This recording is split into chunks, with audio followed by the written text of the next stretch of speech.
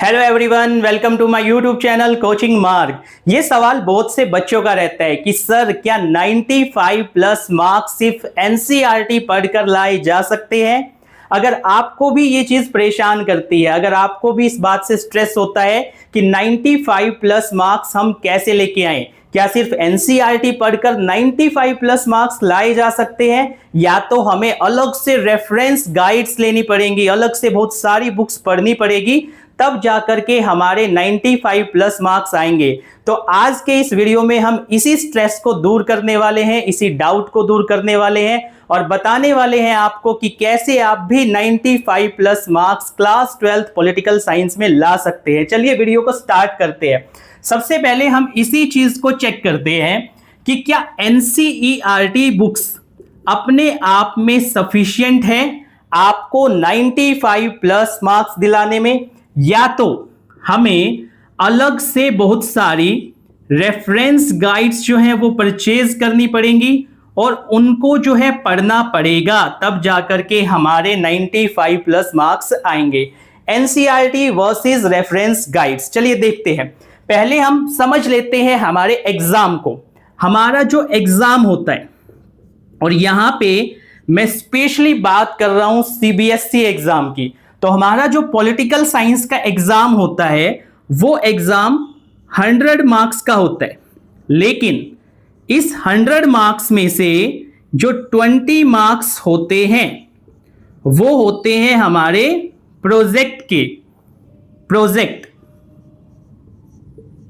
हम लोग करते क्या है, एक प्रोजेक्ट फाइल बनाते हैं, उसका वाइवा होता है और उससे हमें 20 मार्क्स मिलते हैं। ठीक है, इसको इंटरनल असेसमेंट भी बोल सकते हो, प्रोजेक्ट वर्क भी बोल सकते हो कि हमारा जो प्रोजेक्ट वर्क है वो 20 मार्क्स का रहता है। इसके अलावा जो रिटन एग्जाम हम लोग दे करके आते हैं वो हमारा 80 मार्क्स का होता है, हमारा जो थियोरी का एग्जाम होता है। अब एक बार के लिए हम लोग मान लेते हैं क्या कि ये जो 20 मार्क्स हैं इसमें से जनरली बच्चों को 18 to 20 मार्क्स मिल जाते हैं। किसी बच्चे को 18 मार्क्स मिल जाएंगे, किसी को 19 और किसी बच्चे को 20 मार्क्स भी इसमें मिल जाएंगे। ठीक है, अब बचता क्या है कि ये जो 80 मार्क्स का हमारा एग्जाम हुआ है, क्या हम इसमें 78 मार्क्स, 77 मार्क्स या तो 80 आउट ऑफ 80 मार्क्स सिर्फ एनसीईआरटी पढ़ करके स्कोर कर सकते हैं या तो नहीं। चलिए इसी चीज को चेक करते हैं। वापस आ जाइए यहां पे, हमारा एग्जाम थोड़ा सा और समझते हैं। ये तो हमने मार्क्स की बात की कि हमारा एग्जाम कितने मार्क्स का होता है, अब दूसरी बातें करते हैं। मुझे बताइए कि हमारा जो एग्जाम सेट किया जाता है, जो एक्सपर्ट हमारा एग्जाम बनाते हैं, क्या वो एक्सपर्ट एनसीईआरटी सिलेबस को फॉलो करेंगे या नहीं? ऑब्वियस ही बात है, उनके पास जो सिलेबस होगा वो एनसीईआरटी सिलेबस होगा। ये जो एक्सपर्ट्स होंगे ये एनसीईआरटी और सीबीएसई के एक्सपर्ट्स होंगे और एनसीईआरटी सिलेबस से ही हमारा एग्जाम जो है वो बनाएंगे। दूसरी बात करते हैं कि हमारा जो एग्जाम चेक किया जाएगा, ठीक है, जो इवैल्यूएटर, जो एग्जामिनर हमारा एग्जाम चेक करेंगे, ठीक है, इवैल्यूएशन का जो काम होगा, जब हमारे एग्जाम का इवैल्यूएशन होगा तो जो एग्जामिनर है उसके पास जो की पॉइंट्स होते हैं, मार्किंग स्कीम जो होती है ना, इवैल्यूएटर के पास एक मार्किंग स्कीम होती है, उसमें हर आंसर्स के की पॉइंट्स लिखे होते हैं। जब वो हमारा एग्जाम चेक करता है तो वो देखता है कि क्या वो की पॉइंट्स हमारे आंसर में है या नहीं, इसी अकॉर्डिंग हमारा एग्जाम चेक होता है। और ये जो की पॉइंट्स हैं, क्या ये सारे के सारे की पॉइंट्स एनसीईआरटी से ही लिए जाते हैं या नहीं? ऑब्वियस ही बात है, ये सारे की पॉइंट्स एनसीईआरटी के टेक्स्ट से ही लिए जाते हैं। और तीसरी बात जो हम कर लेते हैं क्या, कि जो हमारा एग्जाम कंडक्ट कराया जाता है वो हमारी एनसीईआरटी के टेक्स्ट की नॉलेज को, अंडरस्टैंडिंग को चेक कराने के लिए किया जाता है या नहीं। मतलब जो हमारा एग्जाम हुआ वो हमारी अंडरस्टैंडिंग को चेक करेगा, लेकिन हमारी जो अंडरस्टैंडिंग वो चेक करेगा वो किस चीज की चेक करेगा?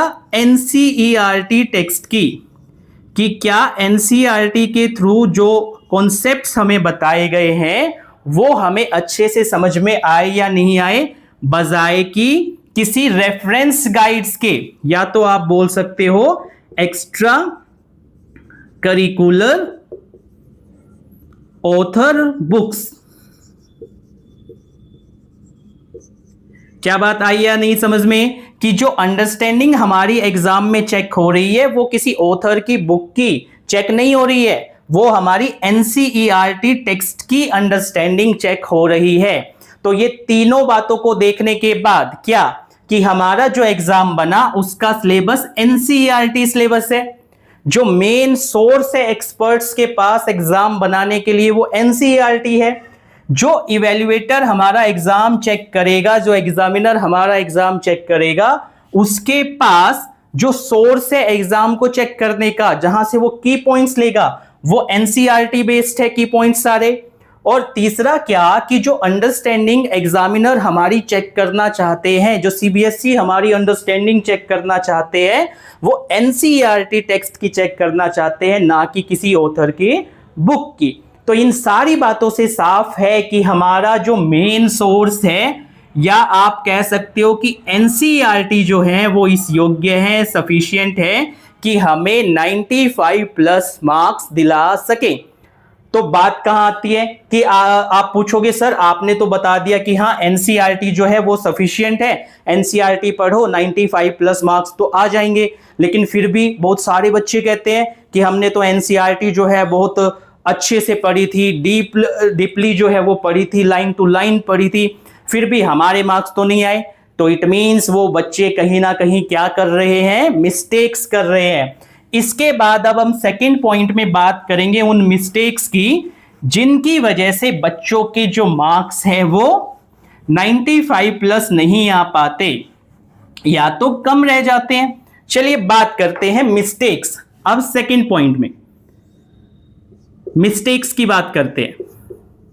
अब देखो कुछ मिस्टेक्स जो जनरली बच्चे करते हैं और बहुत सारे बच्चे करते हैं, वो कौन कौन सी है? पहला कि वो बच्चे सिर्फ एनसीईआरटी को रीड करते हैं, रीडिंग करते हैं, जबकि उन्हें क्या करना चाहिए? एनसीईआरटी को समझना चाहिए। तो दूसरा पॉइंट यही आएगा, रीडिंग वर्सेस अंडरस्टैंडिंग। अब देखो होता क्या है, जब हम बात करते हैं रीडिंग की कि आपने एनसीईआरटी उठाई, लाइन टू लाइन पढ़ी, कुछ बातें समझ में आई, बहुत सारी बातें समझ में नहीं आई, लेकिन इससे काम नहीं चलेगा। हमें क्या करना पड़ेगा? एनसीईआरटी की अंडरस्टैंडिंग डेवलप करनी पड़ेगी। मतलब क्या?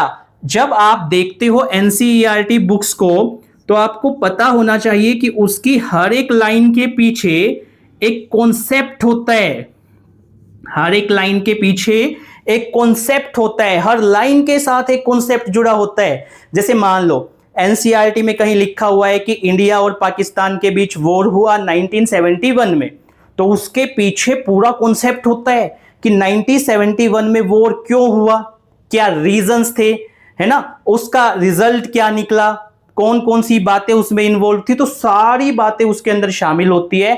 जब तक हम अंडरस्टैंडिंग डेवलप नहीं करेंगे टॉपिक्स की, तब तक हमारे लिए एनसीईआरटी को पढ़ना किसी भी तरीके से बेनिफिशियल नहीं होने वाला है। तो पहली बात जो बच्चे मिस्टेक करते हैं कि वो लोग करेंगे क्या? सिर्फ रीडिंग करेंगे, जबकि अंडरस्टैंडिंग जो है वो ज्यादा जरूरी है, कॉन्सेप्ट्स को समझना बहुत ज्यादा जरूरी है। क्या बात आ गई समझ में? दूसरी बात, इसके बाद सेकंड इंपॉर्टेंट थिंग कि कुछ ऐसे हिस्से होते हैं जो बच्चे जनरली स्किप कर देते हैं, और मैं ऐसे हिस्सों को दो पार्ट्स में डिवाइड करता हूं। पहले हम बात करते हैं, हमारे एग्जाम में कुछ क्वेश्चंस आते हैं जो कि पिक्चर बेस्ड होते हैं, मैप रिलेटेड होते हैं और केस स्टडी बेस्ड होते हैं। अब जनरली बच्चे क्या कर देते हैं कि ये जो पूरा पार्ट है, picture based questions, map based question, case study वाले क्वेश्चंस, तो इनको जनरली वो लोग स्किप करके चलते हैं, जबकि ये पूरा पार्ट 12 मार्क्स कैरी करता है। 12 नंबर का काम ये है और इसी को हमने स्किप कर दिया तो एग्जाम में ये 12 नंबर तो हमें नुकसान में जाएंगे, हमारे ये 12 नंबर तो नुकसान में जाएंगे, 12 मार्क्स का लॉस लगेगा। तो हमें picture based questions, map based question और केस स्टडी बेस्ड क्वेश्चंस जो आते हैं उनको थोरोली करना है, उनको अच्छे से करना है, अदरवाइज इन मार्क्स का जो लॉस है वो हमें एग्जाम में देखने को मिलता है। और बड़े इजी क्वेश्चंस होते हैं ये, थोड़ी सी प्रैक्टिस करोगे तो इनमें फुल मार्क्स आने के चांसेस बहुत ज्यादा हो जाते हैं। तीसरी इंपॉर्टेंट बात, या तो मैं कहूं कि जो दूसरा पार्ट बच्चे स्किप कर देते हैं, क्या कि हमारे एग्जाम के पॉइंट ऑफ व्यू से जो ट्रीटीज हैं उनके नेम्स बड़े इंपॉर्टेंट है। कौन सी ट्रीटी कब हुई, कहां हुई, कैसे हुई, किस वजह से हुई, या ट्रीटी का नाम क्या था, तो ये याद रखना है। एग्रीमेंट्स के नाम बहुत पूछे जाते हैं, ये तो मोस्ट इंपॉर्टेंट है और इसी को बच्चे जो हैं स्किप कर देते हैं। ये सारे फैक्ट्स इंपॉर्टेंट होते हैं, ट्रीटीज, एग्रीमेंट्स, इसके साथ साथ इंपॉर्टेंट डेट्स हमें याद रखनी पड़ती है कि कौन सा इवेंट कब हुआ है, एग्जाम में क्वेश्चन आता है। और इसके अलावा मैं बात करूं तो क्रोनोलॉजिकल ऑर्डर्स मींस कौन सा इवेंट पहले हुआ, कौन सा इवेंट बाद में हुआ, ये चीजें हमें याद रखनी पड़ती है। जैसे एग्जांपल लेता हूं, जैसे एग्जांपल के तौर पर ले लो शिमला एग्रीमेंट, ताशकंद एग्रीमेंट, तो यहां से क्वेश्चन आता है कि शिमला एग्रीमेंट किन के बीच हुआ, कब हुआ, ताशकंद एग्रीमेंट कब हुआ, किन के बीच हुआ।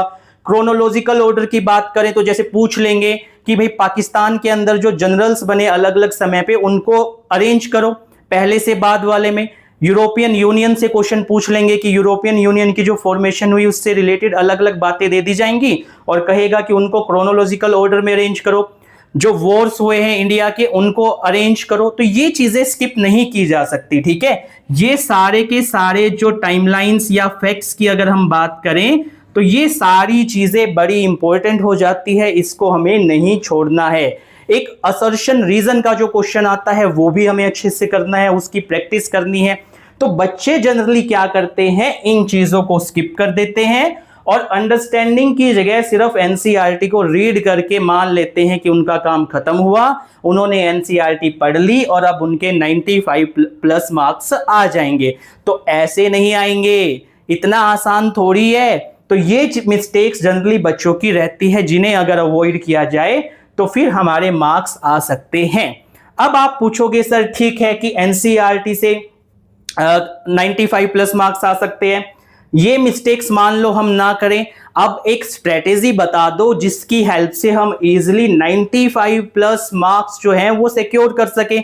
तो उसके लिए अभी हम आपको एक स्ट्रेटेजी बताते हैं कि किन चीजों को किस तरीके से आपको करना है जिससे कि आपके मार्क्स जो हैं वो अच्छे आ जाएं, 95+ आ जाए। तो थर्ड पॉइंट में हम बात करेंगे स्ट्रेटेजी की,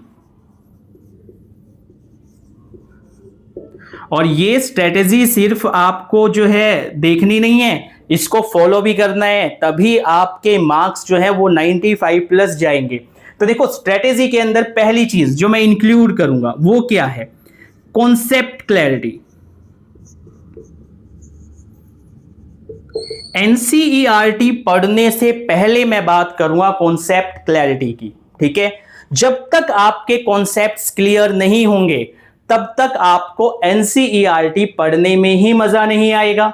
एनसीईआरटी पढ़ना आपको बोरिंग काम लगेगा और कुछ बातें पढ़ने के बाद जब आप कुछ लाइन्स एनसीईआरटी से पढ़ोगे तो उसके बाद या तो आप लाइनों को स्किप करना शुरू कर दोगे या तो लेसन को ही छोड़ दोगे, बुक को बंद करके साइड में रख दोगे। कॉन्सेप्ट क्लैरिटी जो है वो सबसे ज्यादा जरूरी है, इसी से आपका इंटरेस्ट बनेगा। अब कॉन्सेप्ट क्लैरिटी करनी कैसे है, तो पहले आपके पास एक अच्छे टीचर का मार्गदर्शन होना चाहिए। वो आपके स्कूल टीचर हो सकते हैं जो आपको ये सब्जेक्ट पढ़ाते हैं, वो आपके ट्यूशन टीचर हो सकते हैं, या तो यूट्यूब पर से अगर आप कर रहे हो, यूट्यूब पर आप जो है पढ़ रहे हो तो आपके यूट्यूब पर पढ़ाने वाले टीचर भी हो सकते हैं। लेकिन कॉन्सेप्ट क्लैरिटी सबसे ज़्यादा जरूरी है।